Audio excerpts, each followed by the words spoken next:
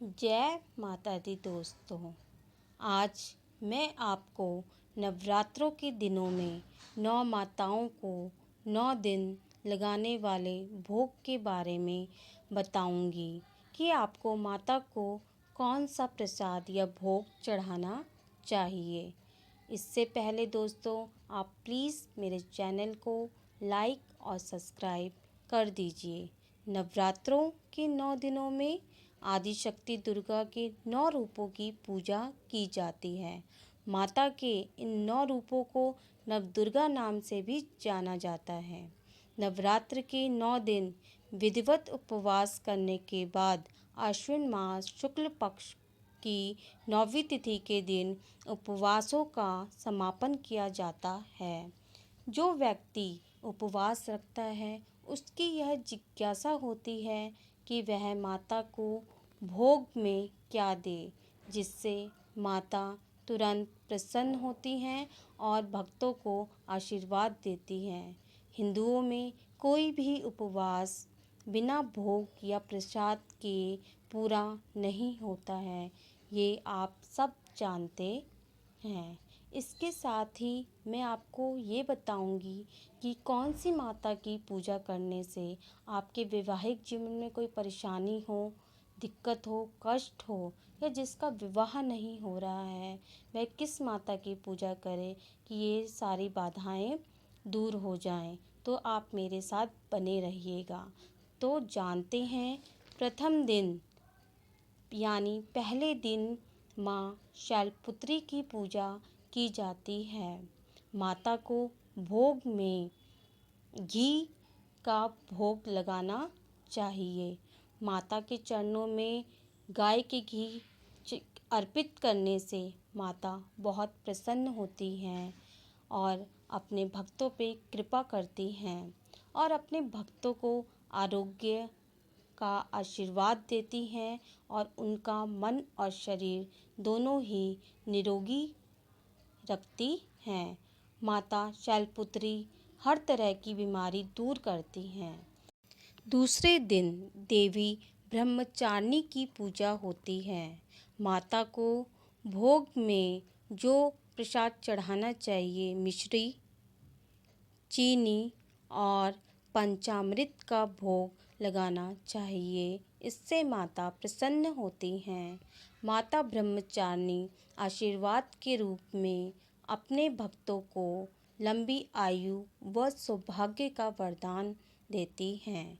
तीसरे दिन माँ चंद्रघंटा देवी की पूजा की जाती है।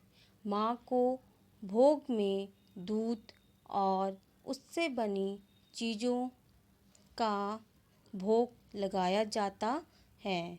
दूध से बनी प्रसाद भोग का दान भी करना चाहिए, जिससे माता खुश होती हैं और सभी दुखों का नाश करती हैं। माँ चंद्रघंटा को मखाने की खीर का भी भोग लगाया जाता है। माँ चंद्रघंटा की पूजा अर्चना करने से माता भक्तों के समस्त पाप और बाधाएं नष्ट कर देती हैं। चौथे दिन माँ कुष्मांडा की पूजा की जाती है। माता को भोग में मालपुए का भोग लगाया जाता है और माता जो आशीर्वाद देती हैं कि उनकी सेवा और भक्ति से बहुत ही प्रसन्न होती हैं और वह सारे रोग शोक दूर कर देती हैं और आयु यश में वृद्धि करती हैं। साथ ही माता कुष्मांडा सुख, समृद्धि और उन्नति की ओर ले जाने वाली होती हैं। पाँचवें दिन माँ स्कंद माता की पूजा की जाती है और भगवती को, दुर्गा को केले का भोग लगाना चाहिए। माँ स्कंद माता की उपासना से माता आशीर्वाद के रूप में अपने भक्तों को सारी इच्छाएं पूरी करती हैं और भक्तों को मोक्ष की प्राप्ति होती है। छठे दिन माता कात्यायनी की पूजा की जाती है। इस दिन माता को प्रसाद में मधु यानी शहद का भोग लगाना चाहिए। इन माता की उपासना से भक्तों की बड़ी से बड़ी समस्या का समाधान होता है, सभी भयों का नाश करती हैं।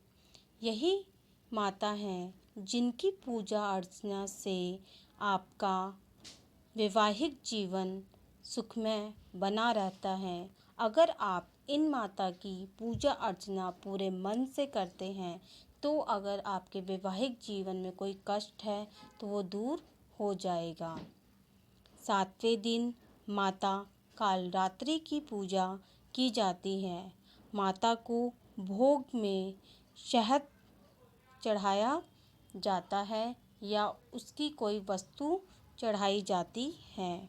माता कालरात्रि की पूजा करने से आप अपने दुश्मनों से अगर घिर गए हों और विरोधी नज़र आ रहे हों आपके सामने, तो ऐसे में माता कालरात्रि की उपासना करने से आपके सारे संकट दूर हो जाते हैं और माता हर तरह की शत्रु बाधा को दूर कर देती है। 8वें दिन माँ महागौरी की पूजा की जाती है। माता को प्रसाद में दूध का ही होना चाहिए। कुछ भी बनाकर माता को आप भोग लगा सकते हैं। माता महागौरी भक्तों की सभी इच्छाओं को पूर्ण करती हैं। 9वें दिन यानी अंतिम दिन सिद्धिदात्री की पूजा की जाती है। माँ सिद्धिदात्री की पूजा अर्चना की जाती है और माता को भोग में विभिन्न प्रकार के अनाजों का भोग लगाया जाता है। माता हर प्रकार की सिद्धि प्रदान करने का आशीर्वाद देती हैं। माँ सिद्धिदात्री की उपासना से आपकी सभी इच्छाएं पूरी होती हैं और माता आपको सिद्धि प्रदान करती हैं। आशा करती हूँ दोस्तों आपको ये वीडियो पसंद आया होगा, तो प्लीज़ आप मेरे चैनल को लाइक और सब्सक्राइब कर दीजिए। जय माता दी।